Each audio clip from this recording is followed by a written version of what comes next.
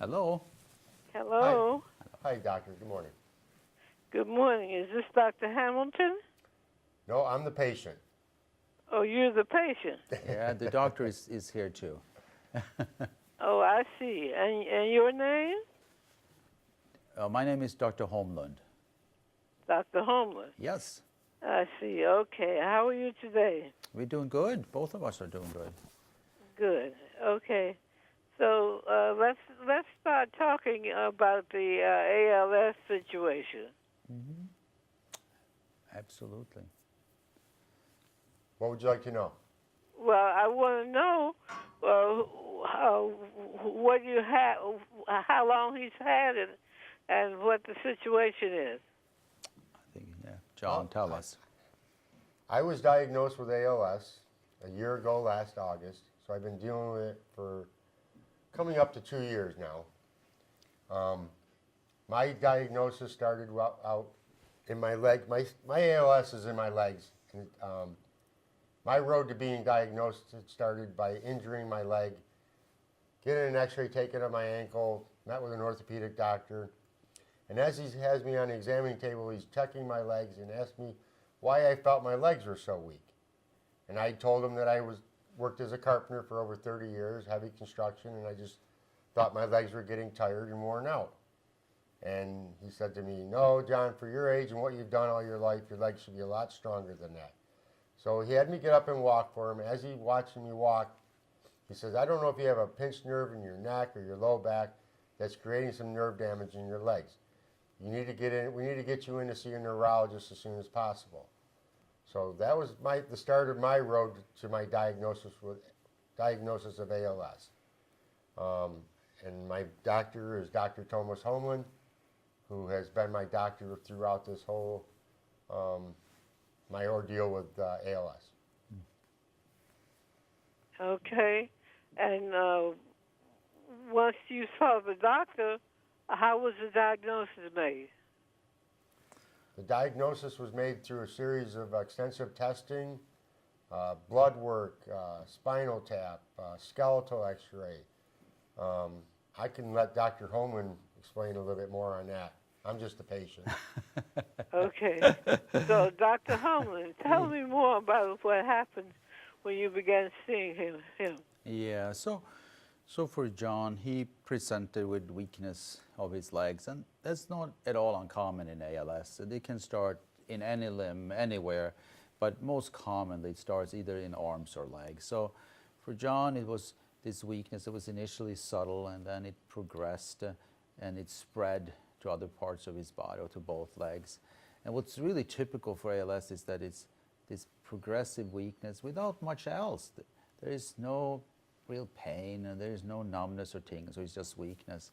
And when you see a patient like this early on, it's very difficult to make the diagnosis. You know, having just weakness in the finger, that can be so many things. So you often need time to make the diagnosis and help from diagnostic tests. And you basically rule out many other things, pinched nerves in the neck or in the limb involved, and you do MRIs of the neck and the lower back sometimes.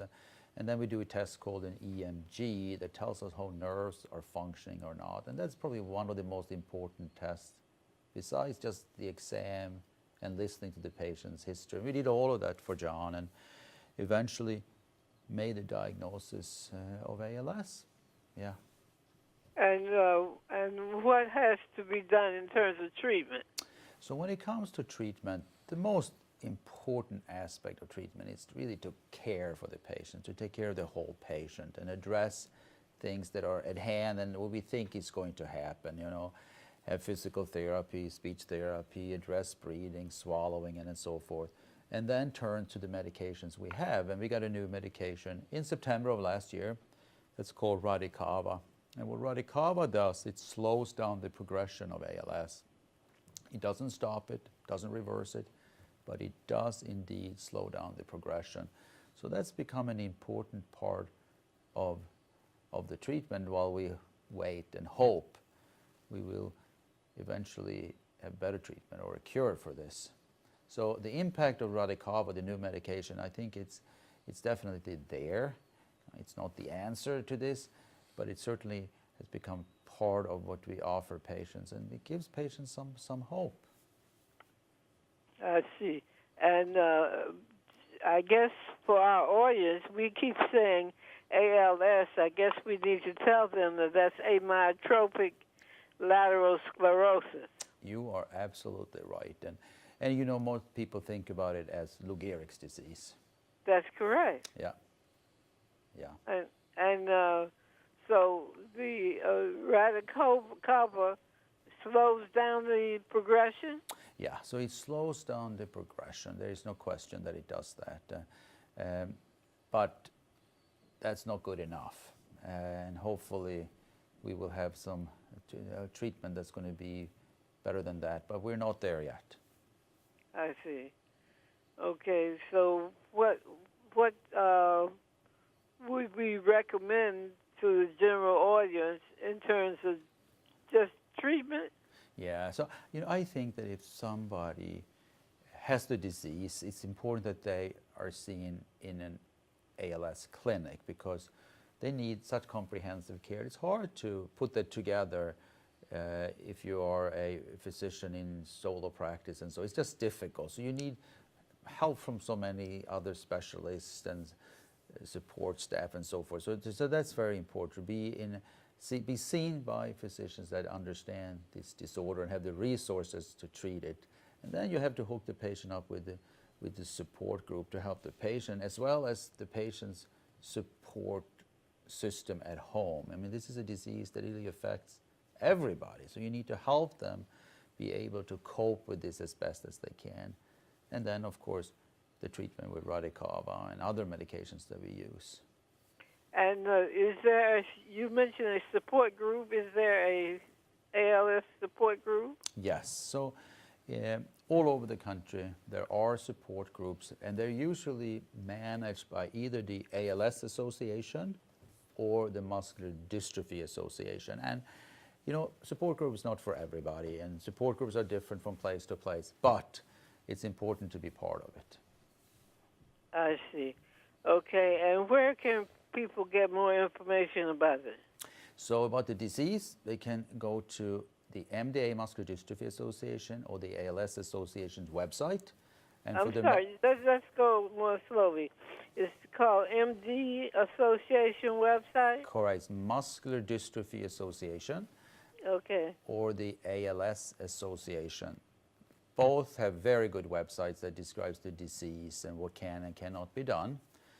And then people can go to www.radicava.com to get information about the new medication we have for ALS.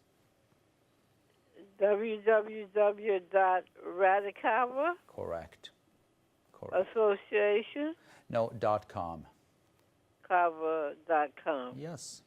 Okay, so that you're giving me three different sources. The Muscular Dystrophy Association. By the way, would you say that muscular dystrophy is very similar to ALS? They are similar in one way in that they cause weakness, but they are radically different in how they progress and the cause for them. But they have one thing in common, and that is weakness. I see. Okay. And so in terms of where one can go for more information, Muscular Dystrophy Association, that's a website? Yes. And ALS Association is another website? Yes. And then www.radicava.com. Correct, those three websites. Okay, John, is there anything else you want to tell us? Well, you asked me about my road to being diagnosed with ALS, so I would just like to reiterate the symptoms that I was experiencing, just to bring knowledge to the public that maybe they're experiencing the same symptoms that I was experiencing. As I said earlier, I was a carpenter for over 30 years, so I just considered that my leg weakness was part of my occupation. My early symptoms was that I was tripping a lot, stubbing my feet, stumbling. When I would carry a substantial amount of weight, my legs were getting weak. They were getting wobbly because I couldn't support the weight. And my gait, the gait of my walk was changing. So if they can just listen to their bodies, and if they're noticing some of these symptoms, they should definitely get themselves checked out because it could be the start of ALS. Or we can say, listen to your body talk. Exactly. Listen to your body talk. Okay, well, that's a good message for us to leave with our audience. Yeah. It was very helpful talking with both of you, and I'm sure the information you shared will be helpful to my Health Power audience. Well, thank you hope for so. helping us get it out there. Okay, thanks Thank a you. lot, and have a good day, both of you. Thank You you too. All right.